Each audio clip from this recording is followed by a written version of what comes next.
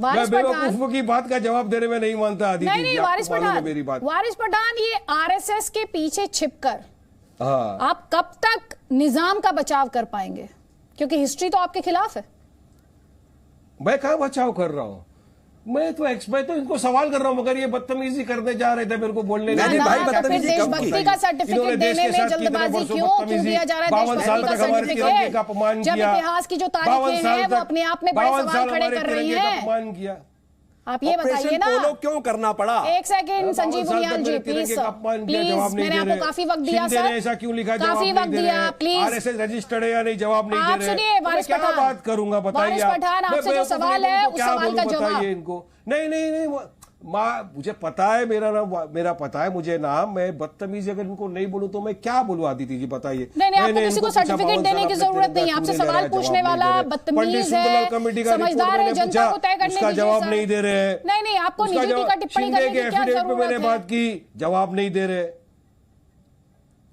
अरे मैं तो उनियाल से बात कर रहा हूं, आप बीच में क्यों बोले? आप आरएसएस के विचारक हो, प्रचारक हो? नहीं ना, उनियाल से बात कर रहा हूं। वारिस पठान, आपको शायद कंफ्यूजन है, आपको शायद कंफ्यूजन है, कंफ्यूजन दूर कर देती हूँ। इस मंच पर आने का और अपनी बात रखने का एक नियम है, संयमित तरीके से, मर्यादित तरीके से, निजी टीका टिप्पणी के बिना। सबके आप लिए, संजीव उनियाल से बात कीजिए, आप होम मिनिस्टर से बात कीजिए, आप प्रधानमंत्री से बात कीजिए, आपको जिससे बात करनी है आप उससे बात कीजिए, लेकिन मैं किससे बात करती हूं उसे कहते हैं देश की जनता जी, और हमारे व्यूअर्स, मैं उनसे बात करती हूं।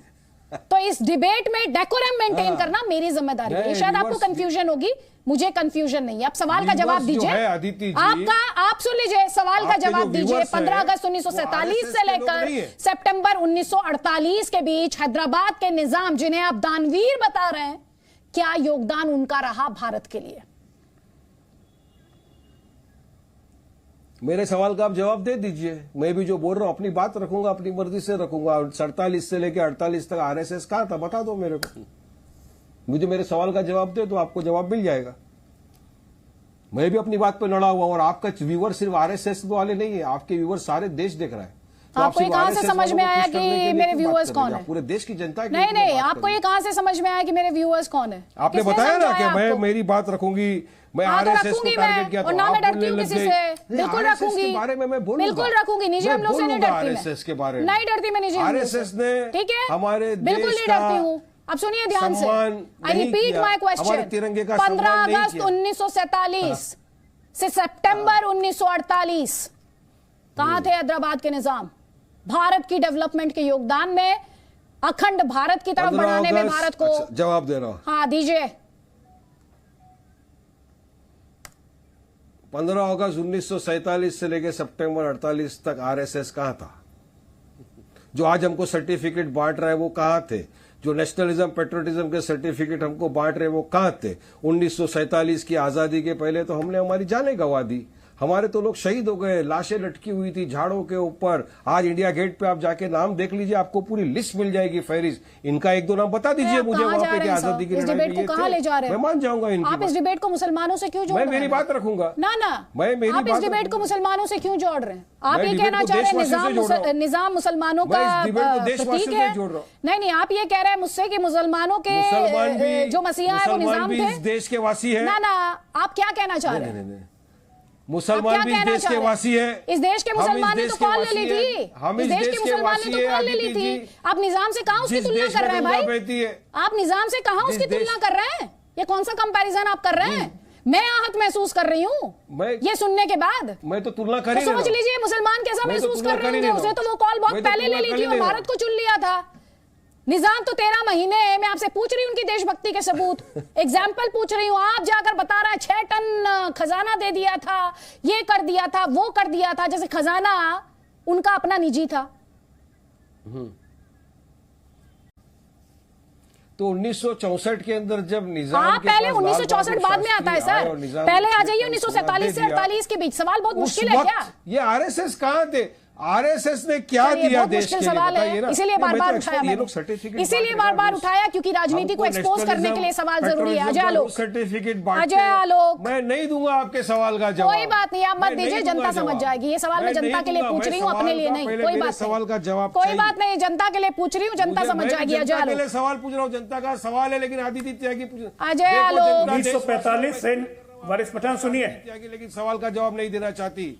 मेरे अदिति त्यागी, जवाब अदिति त्यागी सवाल का जवाब देंगी।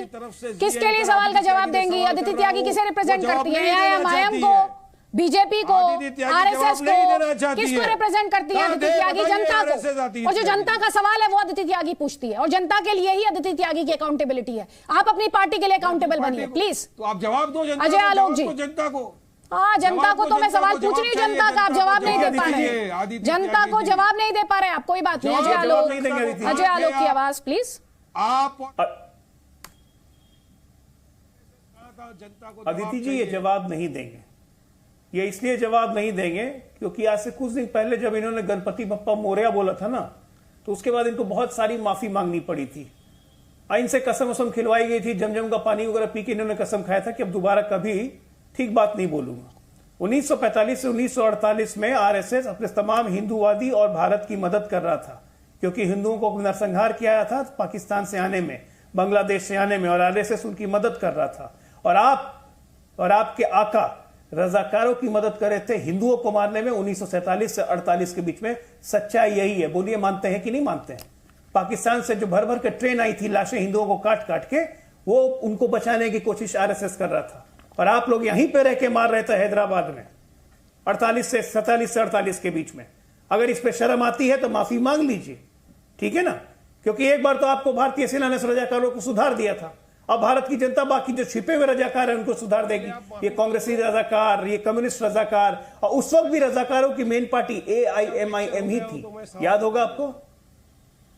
याद होगा ना? मैंने आपको हैदराबाद के इतिहास से ही परिचित करवा रहा हूं, क्योंकि आप मुंबई में रहे ना। चले गए, आप मुंबई में रहे ना। आप गणपति बप्पा मोरया बोलते हैं, इसलिए आपको पता नहीं है रजाकार कितने खतरनाक इंडिया हैं। मजलिस इत्तेहादुल मुस्लिमीन जिसका डिमोरलाइज नाम है, मत होइए, और जिसका डिमोरलाइज मत होइए। गणपति बप्पा मोरया बोलना अच्छी बात है, बोलिए उसको।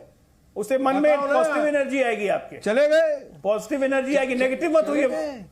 चले वारिस भाई गए। नेगेटिव अब आप मत होइए। बताओ, आप बहुत अच्छे मित्र, अब मैं आप जानता दो हूं चीज कि के आप सवाल का जवाब रजाकार दो। जैसे नहीं हो, अभी लेकिन आपको अब बोलने आप की बात कर मजबूरी रहे है, हो, क्योंकि आप उसी पार्टी मैं को सवाल कर रहा हूं आपसे। बताइए, आपने अजय आलोक, आपने 52 साल तक हमारा तिरंगे का अपमान क्यों किया? अजय आलोक बताइए मुझे। और अजय आलोक सबके सामने बोल दीजिए, अपमान किसने किया? अपमान अपने मन से अपमान बना दिया। पहला आतंकवादी था। अरे अपने मन से अपमान बना दिया।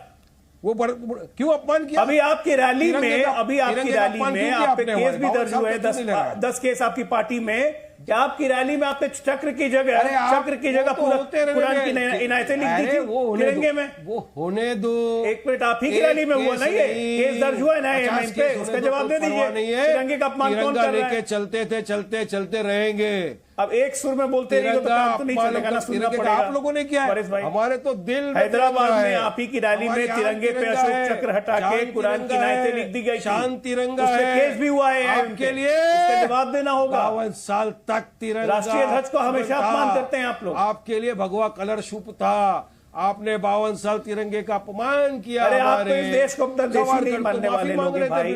आप क्या सिखाएंगे? तलवे चाट रहे थे। एक सेकंड आपके पास ना ऐतिहासिक तथ्य है ना कुछ। वारिस पठान, बड़ी बड़ी बातें हैं, बहुत बड़ी बड़ी बातें हैं। सवाल का जवाब, ये 15 मिनट पुलिस छोड़ दो, कौन कह रहा था? बोलो। महात्मा गांधी का अभी एक माफी नामे का जिक्र किया अजय आलोक ने, बोलिए। वो माफी किसे मांगनी पड़ी? सावरकर मांग रहे थे 4 बार। कौन जाकर जलसों में कहता है? हमारी जाने गंवा रहे थे, शहीद हो रहे थे, देश की आजादी के लिए जंग लड़ रहे थे, कि मुसलमानों अपना नेता चुनो? माफी मांग रहे थे। कौन कहता है?